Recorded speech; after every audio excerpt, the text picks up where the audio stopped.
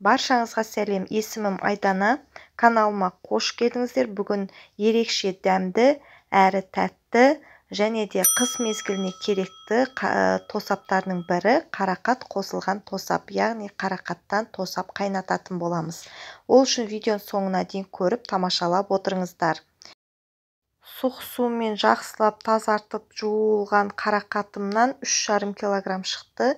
Келесі одан кейін мясорубка, яғни ет тартқыштан тартып алатын боламыз. Ет тартқыш болмаса, блендер қолдансаңыздар болады.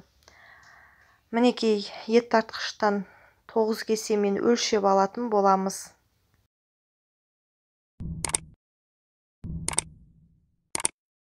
Мінекей барлығын тартып болдым. Қарақатты 9 кесе қарақаттан 9 кесе қант салатын боламыз.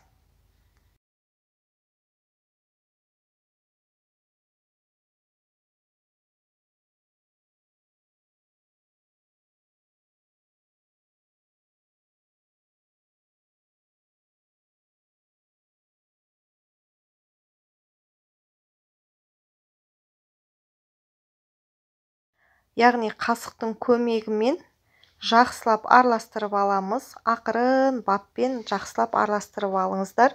Қанты әбден ергенше түнгіге қалдырып қоямыз. Дәл қазір түнгі уақыты таңға жуыққа дейін қант ергенін күтеміз.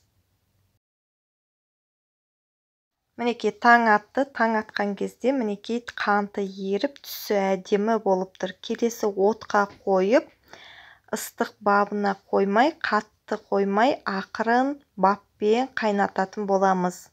Одан кейін банкілерімізді стерилизациядан өткізіп, қайнатып, одан кейін крышкаларымызды да ыстық суға, яғни қайнатып алатын боламыз. Мінекей ақырындап көбігі пайда болды. Көбігін аламыз міндетті түрде. Кейбір жерлерде көбігін алмайды екен. Негізі көбігін алған дұрыс. Көбігін аламыз. Жақсылап тағы бір қайнатып аламыз. Мінекей тосабымыз толығымен дайын. Стерилизациядан өткен банкілерімізге құятын боламыз.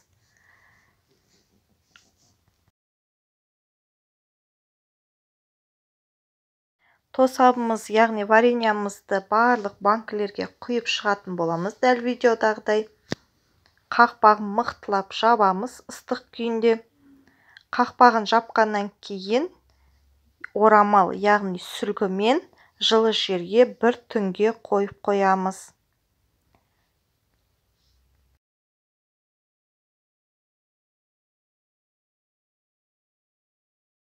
Қарақат тосабымыз толығымен дайын. Банкілерге құйып, тоңазытқышқа салсаңыздар болады. Немесе баклажкаға құйып, крышкасын жауып, мұздатқышқа сақтауға да болады.